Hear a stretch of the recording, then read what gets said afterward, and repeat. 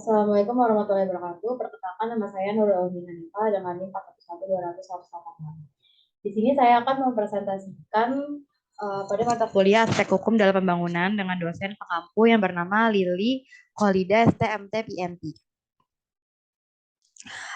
Dari presentasi ini bertujuan untuk memenuhi tugas besar 2. Ikut saya paparkan materinya. Materi pertama yaitu manajemen klaim proyek.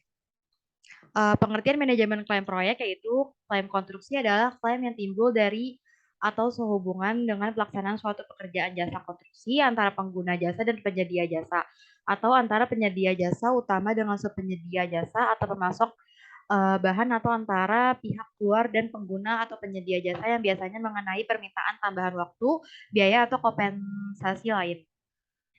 Bentuk klaim yang diajukan oleh kontraktor kepada pemilik bangunan pada umumnya adalah klaim biaya dan atau waktu.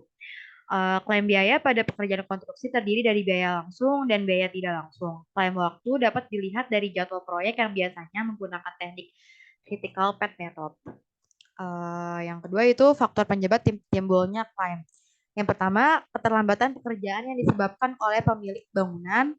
Keterlambatan ini disebut compensable delay yang terjadi karena alasan keterlambatan tidak tertulis dalam kontrak, sehingga pemilik bangunan harus memberikan tambahan waktu atau uang pada kontraktor.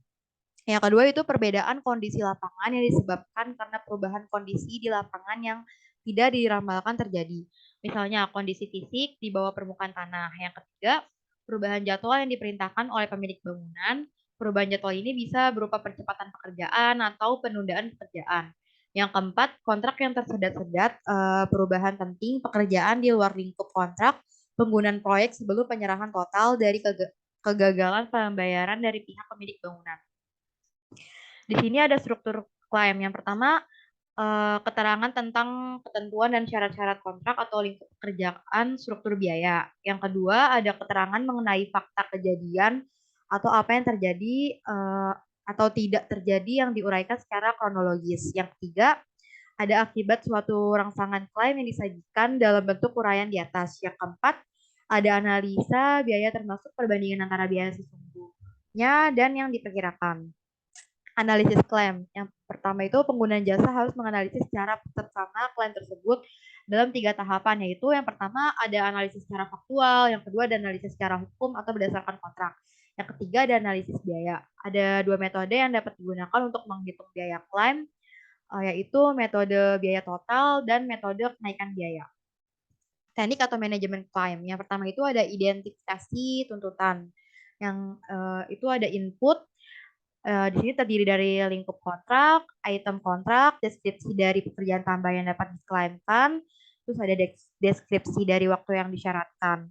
Yang kedua itu ada tools and techniques. Yang pertama ada item kontrak, putusan dari ahli atau dokumentasi. Yang ketiga ada output. Yang pertama ada ketetapan dari klaim atau dokumentasi. Yang kedua ada kuantifikasi tuntutan. Input itu terdiri dari ketetapan dari klaim, pekerjaan yang dipengaruhi oleh kegiatan yang diklaimkan, terus tools and techniques, ada pengukuran jumlah, estimasi biaya, prosedur hukum kontrak, dan analisa schedule. Outputnya terdiri dari biaya langsung dan tidak langsung, tambahan waktu, dokumentasi. Yang ketiga ada pencegahan tuntutan. Inputnya itu terdiri dari rencana proyek, item-item kontrak, rencana manajemen risiko. Tools dan tekniknya itu terdiri dari kejelasan bahasa, jadwal, tinjauan hasil konstruksi, prosedur request for information, kerjasama, proses kualifikasi, penjelasan atau tinjauan ketidaksesuaian perselisihan, berita acara klarifikasi, dokumentasi. Outputnya ada perubahan dan tidak ada klaim. Yang keempat ada proses pemecahan tuntutan. Inputnya terdiri dari statement klaim, pengukuran dampak atau kuantifikasi klaim, kontrak, terus tool dan tekniknya ada negosiasi, resolusi alternatif dan perselisihan, ada litigation atau proses pengadilan, estimasi biaya dari resolusi, outputnya ada penyelesaian klaim, ada penutupan kontrak. Materi kedua itu ada arbitrase. Pengertian arbitrase yaitu arbitrase merupakan istilah yang dipakai untuk menjabarkan suatu bentuk tata cara damai yang sesuai atau sebagai penyediaan dengan cara bagaimana penyelesaian sengketa yang timbul sehingga mencapai suatu hasil tertentu yang secara hukum final dan mengikat. Persyaratan yang utama bagi suatu proses arbitase ialah kewajiban pada para pihak membuat suatu kesepakatan tertulis atau perjanjian arbitrase atau arbitration clause atau agreement, dan kemudian menyepakati hukum dan tata cara bagaimana mereka akan mengakhiri penyelesaian.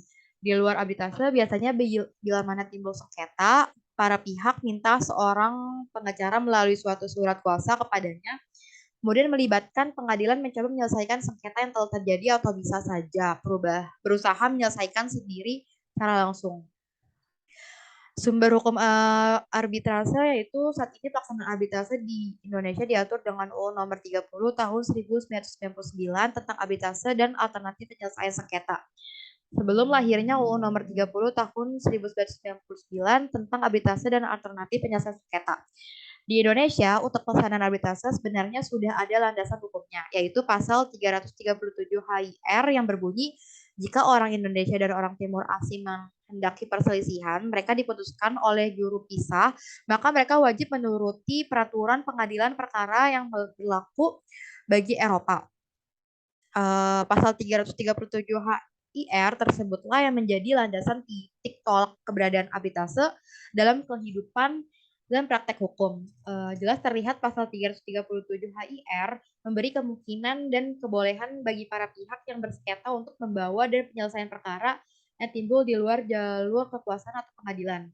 Apabila para pihak menghendaki, penyelesaian dan keputusannya dapat mereka serahkan sepenuhnya kepada juru pisah yang lazim dikenal dengan nama arbitrase, dan oleh Undang-Undang Arbitrase tersebut dilimpahi fungsi dan kewenangan untuk memutus persengketaan.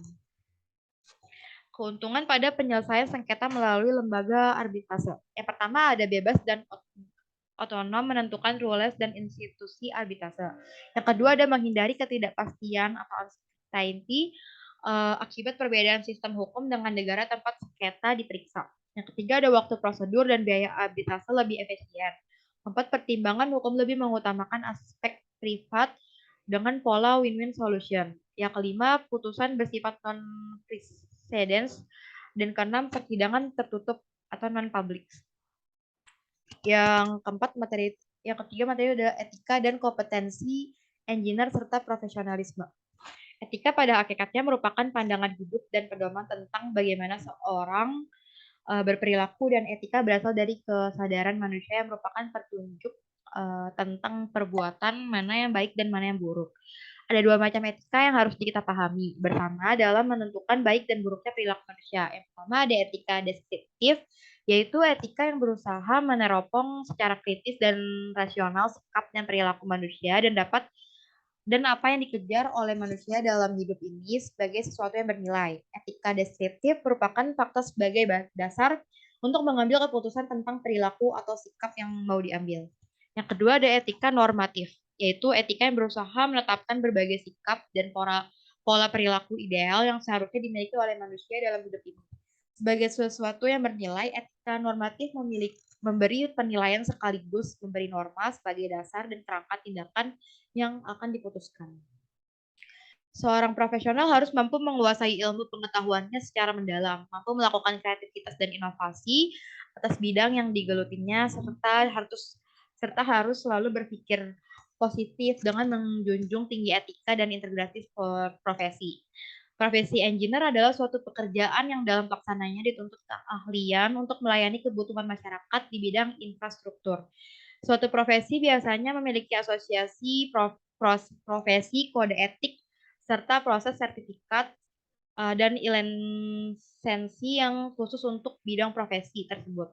Dalam pekerjaan seorang sarjana teknik atau insinyur pada suatu proyek, harus memiliki persyaratan sebagai seorang profesional yang berkompeten dan dapat bertanggung jawabkan secara akademik agar menghasilkan produk yang bermutu, khususnya di bidang infrastruktur, sehingga diharapkan melayani kebutuhan masyarakat dengan sebaik-baiknya.